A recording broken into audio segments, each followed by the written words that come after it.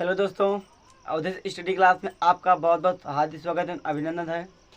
दोस्तों, जैसे कि आप जानते हैं कि मैं हर एक वीडियो में आपके लिए अच्छे क्वांटिटी से रिलेटेड यानी कि अच्छे वीडियो प्रोवाइड करता रहता हूं। उसी प्रकार आज मैं एक ऐसा वीडियो प्रोवाइड करने जा रहा हूं जो कि आपके लिए सदैव यूजफुल होता है। दोस्तों, कुछ बच्चों का कमेंट आ रहा था कि भैया आप ग्रामर स्टार्ट कर दीजिए, मैथ के साथ आप ग्रामर भी अच्छा पढ़ाते हैं तो ग्रामर स्टार्ट कर दीजिए। तो हमने कहा ठीक है, अगले मंडे से ग्रामर स्टार्ट कर देते हैं। तो हमने क्या किया, ग्रामर स्टार्ट कर दिया। अब ग्रामर स्टार्ट करने से पहले मैं सोचता हूँ कि आपके लिए कुछ वीडियो भी प्रोवाइड कर दिया जाए जिससे आपके लिए बेहतर हो। ठीक है, तो आज का हमारा जो टॉपिक है वो ग्रामर है। ग्रामर क्या है, ग्रामर किसे कहते हैं, ठीक है, अच्छे से प्रोवाइड करूँगा आपको। ठीक है, जैसे कि ग्रामर किसी भाषा को ठीक प्रकार से बोलने, सुनने, कहने के लिए व्याकरण यानी कि ग्रामर एकदम नितांत आवश्यक है।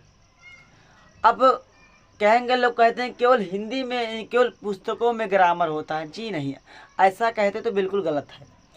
ग्रामर आपके जो शहर गली में बोला जाता है, आपकी किसी जगह, जैसे आप इसमें रहते हैं अपने वातावरण में, तो अपने वातावरण में रहते हैं, जिस गली में, जिस गांव में रहते हैं, उस गांव में से बोला जाता है कि ये चीज़ें ले आओ, वो चीज़ें ले आओ। तो ये क्या, ये एक प्रकार का व्याकरण ही है। जिस जिस जिस आप वातावरण में रहते हैं उस प्रकार का व्याकरण आपको मालूम हो जाता। मान लो किसी शहर में आप गए, शहर नहीं देश में, मान लो इंग्लैंड में आप गए, और इंग्लैंड में जाने के बाद आपको इंग्लिश नहीं पता है, आप भारत में रहते हैं, आपको केवल हिंदी पता है। अब वहाँ पर गए, वहाँ का जो व्याकरण है अंग्रेजी है, आपको केवल हिंदी मालूम है, और आपको अगर वो अंग्रेजी में कुछ कह रहा है, कुछ आपसे कह रहा है, तो आप कतई नहीं जान पाएगी। क्यों? क्योंकि वहाँ का व्याकरण आपको नहीं पता है। तो आपका ये जो व्याकरण होता है, हिंदी इंग्लिश किसी भी भाषा का व्याकरण होता है, वो आपके लिए सदैव इम्पॉर्टेंट रहता है, आपके दैनिक जीवन में भी, ये जान लो। ठीक है, तो आज हम लोग पढ़ने वाले व्याकरण। व्याकरण क्या, किसी भाषा को जानने के लिए क्या व्याकरण की ज्ञान नितांत आवश्यक। हमने क्या बताया, किसी भाषा को जानने के लिए या बोलने के लिए या कुछ कहने के लिए या अपने शब्दों को प्रकट करने के लिए व्याकरण का होना नितांत आवश्यक है। ग्रामर और आपको एक बात और बता दें, ग्रामर जो होता है, ये ग्रामर दो तरीके से लिखा जाता है, एक GRAMMER और एक GRAMMAR होता है। ठीक है, और ग्रामर का डिफिनीशन क्या है? ग्रामर का डिफिनीशन होता है, grammar is a science which teaches us how to read, write and speak a language correctly. यानी कि किसी grammar is a science which is teaches, grammar जो होता है वह पढ़ने, सुनने और कहने के लिए, किसी शब्द को पढ़ने, सुनने और कहने के लिए ग्रामर का होना अत्यंत आवश्यक है। ग्रामर के बिना कोई भी प्राणी अपने बर्ताव को, अपने पेशे को, अपने किसी भी नैतिक जीवन को दर्शा नहीं सकता है, कर नहीं सकता। क्यों?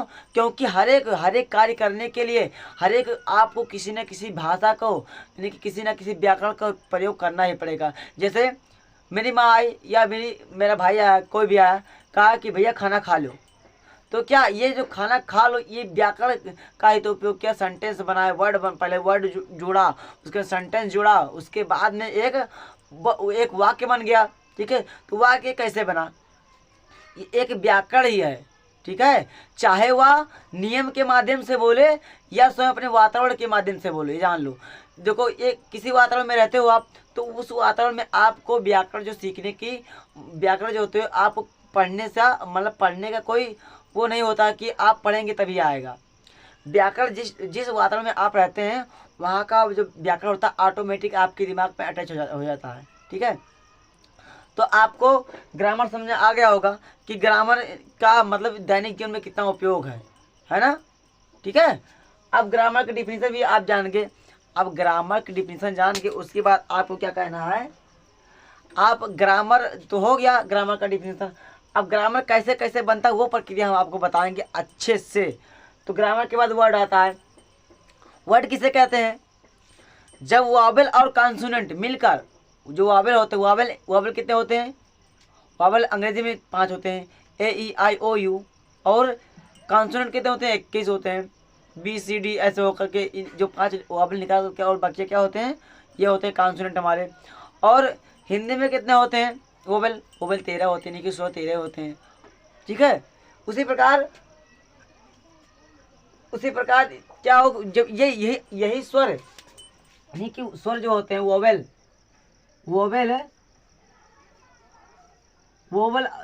और व्यंजन है, जब आपस में मिल जाते हैं, जब वावेल और व्यंजन आपस में मिल जाते हैं तो एक किसका निर्माण करते हैं? एक वर्ड का निर्माण करते हैं, शब्द का निर्माण करते हैं। यानी कि जब दो या दो से अधिक अक्षर मिल जाते हैं तो उसे क्या कहते हैं? शब्द कहते हैं। अब वो शब्द वावेल भी हो सकते हैं, व्यंजन भी हो सकते हैं, यानी कि वावेल और व्यंजन हो सकते हैं, या केवल व्यंजन होते हैं, कभी कभी केवल वावेल होते हैं, ठीक है। यानी कि जब 2 या 2 से अधिक अक्षर आपस में जुड़ जाते हैं तो एक शब्द का निर्माण करते हैं। उसके बाद वर्ड को नियम से मिलाने पर परचेस और सेंटेंस बनते हैं। वर्ड को जब अच्छे से नियम से मिलाएंगे तो क्या बनेगा? परचेस और क्या सेंटेंस बनता है। जैसे हो गया मोहन खाना खा रहा है, ठीक है। तो मोहन में जैसे हो गया तो मोहन जो है, तो इसमें देखो कितना, 1 अक्षर 2 अक्षर 3 अक्षर, 3 अक्षर जब मिल गए मोहन में तो मोहन बन गया। और उसको नियमानुसार आप कुछ वाक्यों, कुछ शब्दों को नियमानुसार अक्षर मिलाकर शब्द बने, और कई शब्दों को मिलाकर क्या बनता है? हमको हमारा वाक्य बन जाता है। और कई शब्द जब मिल गए हैं तो वाक्य बन गया हमारा। तो क्या कहा कि वर्ड को नियम से मिलाना है, परचेस और सेंटेंस बनते हैं। वर्ड को, शब्द को नियमानुसार मिलाएंगे तो क्या बन जाएगा? वाक्य बन जाएगा, सेंटेंस बन जाएगा, ठीक है। या ऐसा नहीं कि मोहन खाना नहीं खा लिया, मतलब ये तो सीधा बन गया। लेकिन मोहन जा रहा है, बोले थे ना, मोहन जा रहा है, ठीक है, मोहन जा रहा है।